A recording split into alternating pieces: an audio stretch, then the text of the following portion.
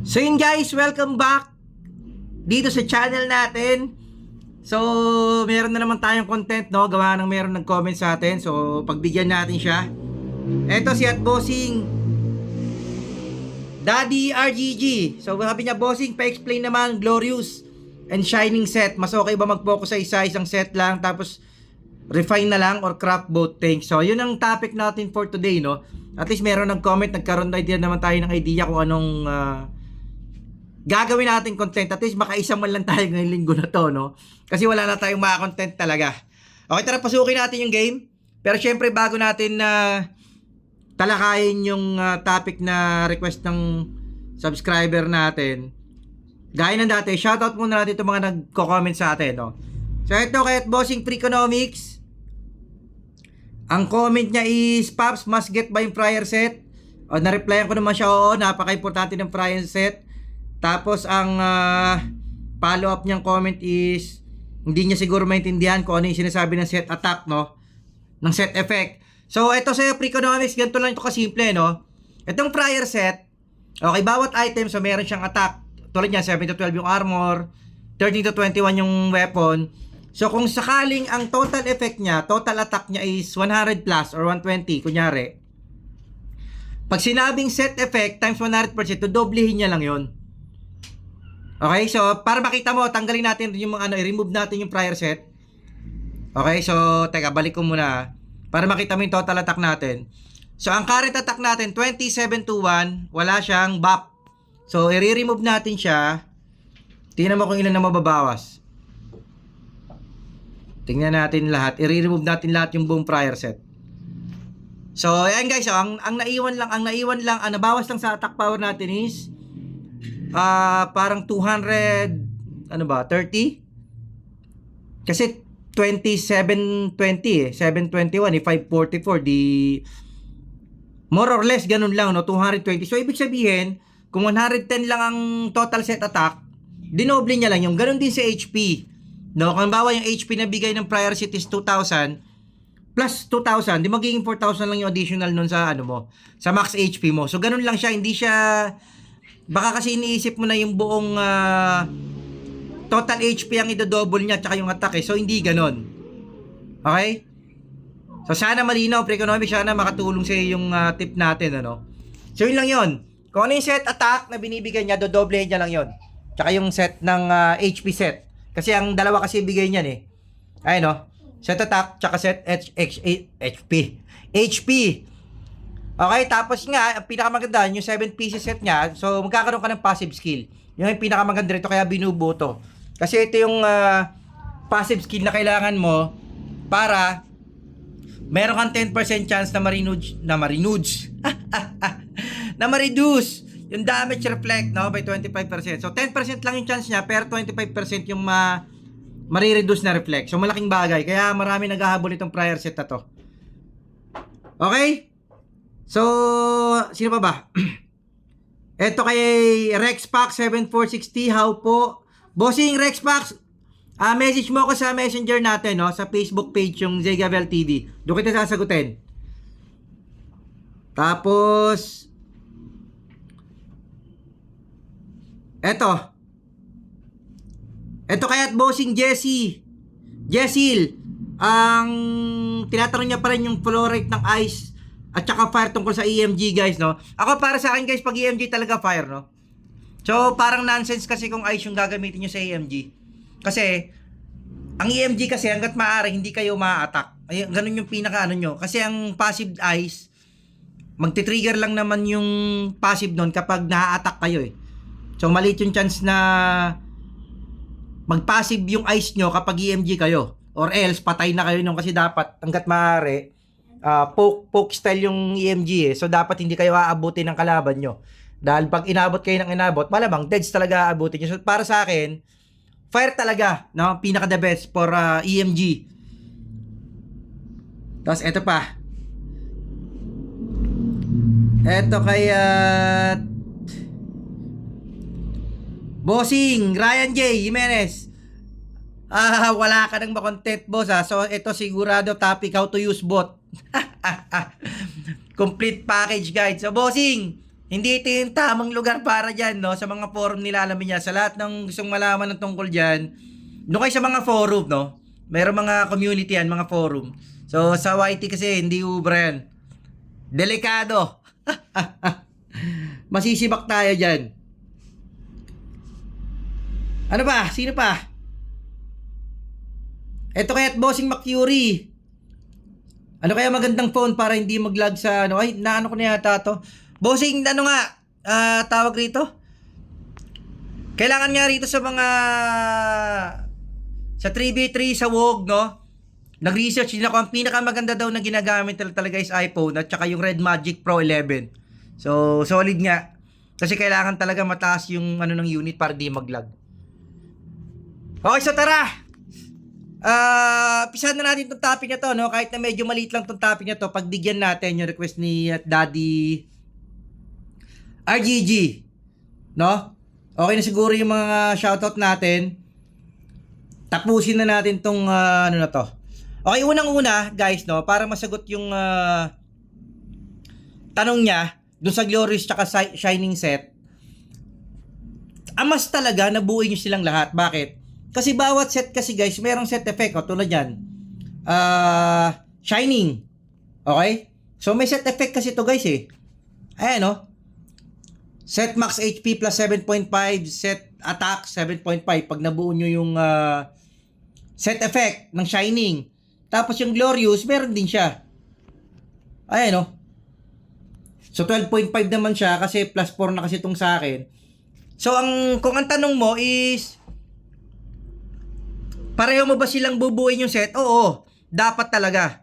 Ngayon, kung ano kasi yung unahin mong i-refine o anong iunahin mong i-upgrade, kami kasi, lumang server kami, inuna kasi namin yung Glorious kasi wala pa naman dating Brilliant at saka Shining. No, bago lang kasi ito eh. Itong Brilliant at saka Shining na to eh.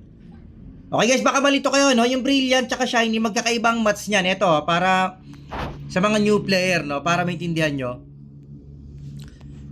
Ang Glorious set at saka ang Shining, pareho sila ng requirement is, and the Brilliant pala, Brilliant at saka Glorious, itong credit coin at saka itong Evil Shard. So, ganyan ang requirement ng Glorious set. Ayan, credit at saka Evil Shard. Okay? Yung Shining naman, iba ang ano nito, bossing, iba ang mats nito, ang nakukuha yung mats ng Shining sa Gem Conquest. Ito, yung Gem Credit. Ayan, malinaw naman, source Gem Conquest. So, pag Gem Conquest ang nilalaro mo na nilalaro, ang makukuha mo lang is Gem Credit. Okay, halimbawa, tamad ka mag 3B3 or tamad ka nung 5B5.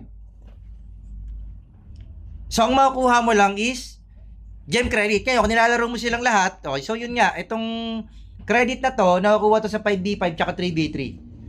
Okay? Evil Shard, eto. So, itong Shining, iba rin ang ano nito, hindi Evil Shard, Shining Shard. So, magkaiba siya.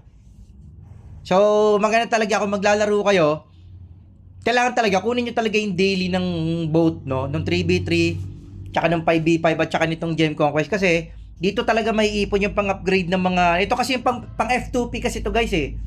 Kaya yung mga F2P, wag nyo na tong katamaran kasi ito na lang yung pag-asa nyong makahabol halos eh sa mga spender. So ang pinakamaganda nyo talagang gawin is gawin talaga yung PVP everyday, no? Napakalaking tulong. Lalo na yung 5v5 ng plug, no? Yung tuwing Thursday ng gabi tsaka Sunday. Napaka-importante nung guys, pang-craft kasi ng ano yun eh, ng card, no? Pan-level ng card. Tapos yung meet your right brawl naman, so para sa renewed essence, importante rin yun.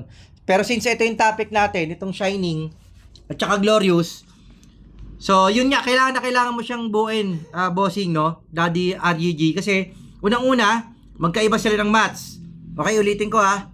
Glorious, kung Glorious ang tanong mo, makukuha mo siya sa 3B3, 5B5. Okay? Pag yung Shining set naman, makukuha mo lang siya sa Gem Conquest na 5B5. So, magkaiba sila. So, dapat talaga, lalaroin mo sila pareho para ma-upgrade mo sila pareho. Ngayon, baka nagkamali ka lang ng tanong, baka ang ibig mo sabihin is Glorious, okay, at saka Shining ay Brilliant, So ito yun, parehas sila ng mats. Ngayon, para sa akin ang pinaka magandang gawin dito, halimbawa tulad ko, naka-level, naka plus 4 yung mga glorious item ko. So hahabulin ko na lang siguro muna ng plus 4, yung brilliant ko, para pumarehas siya dun sa glorious ko. Ngayon, tsaka na lang ako mag-decide kung anong una kong ipa-plus 5. So, yun ang ano. Pero, kukunin ko talaga siya. Amas talaga na kunin mo pareho yung dalawa. Kasi, parehong may set effect yun eh. Hindi naman pag glorious lang ang binuo mo, tapos nilevel up mo naman yung glorious mo, hindi mo makukuha yung set effect ng brilliant. So, para sa akin, dapat talaga, lahat ng set kukunin sayang. Sayang yung mga set effect, pati yung mga additional attack at HP ng mga item na makukuha nyo. Kasi nga, lahat nga ng set, meron siyang per item yan. Ayan, no? Per item. Tulad yan, no? Per item yan, eh. Anyway, itong blessing niya, malapit na naman kami mag-craft kasi nakabuo na naman tayo, tournament na naman. So, marami na naman tayong nakuhang shards, no? Wala pa kasi tayong talo sa turna, no?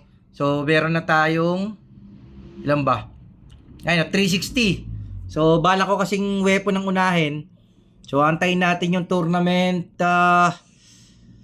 Eto. Total, malamang sigurado pasok kami nito sa knockout match bukas dahil wala naman kaming talo. So, ayun. So, yun lang guys. Hindi lang sa Glorious at saka sa Shining, no?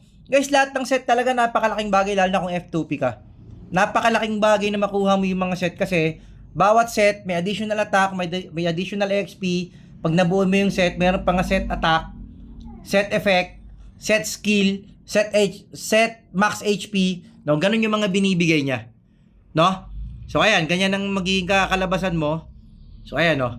Prior set 'yan dahil hinubad natin. So ayun.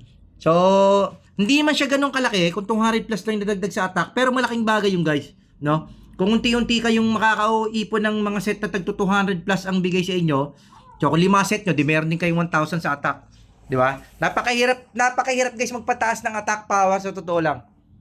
Kaya napakalaking bagay ng mga event materials, no? Pag ina-upgrade nyo. So wag nyo katamaran, wag nyo nang i-autoplay yung 3v3. Guys, napakasarap naman mag 3v3 eh. Kumbaga yun na nga lang yung PvP event na nai-enjoy nyo, i-autoplay nyo pa. Siguro yung wala talaga mga time, no? Nung busy talaga sa trabaho, gano'n nga, naka-AFK na lang sila ron, naka-auto yung mga ano. Ngayon, pag gano'n ang kampi nyo, sure ball, talo talaga. Anyway, so yun, sana makatulong sa iyo at Daddy RGG, no? So, thank you sa comment, nagkaroon tayo ng content. So, yun nga, para malinaw, again, iba yung match ng Glorious set, iba yung match ng Shining set. Glorious sa 3v3, 5v5, Shining set sa Gem Conquest. Okay? So yun lang guys, sana nakatulong sa inyo yung content na to, no? Sa mga makakanood, lalo sa mga new player na hindi rin nakakaalam. So, kung meron kayong gusto pag-usapan, comment lang kayo guys sa mga content natin.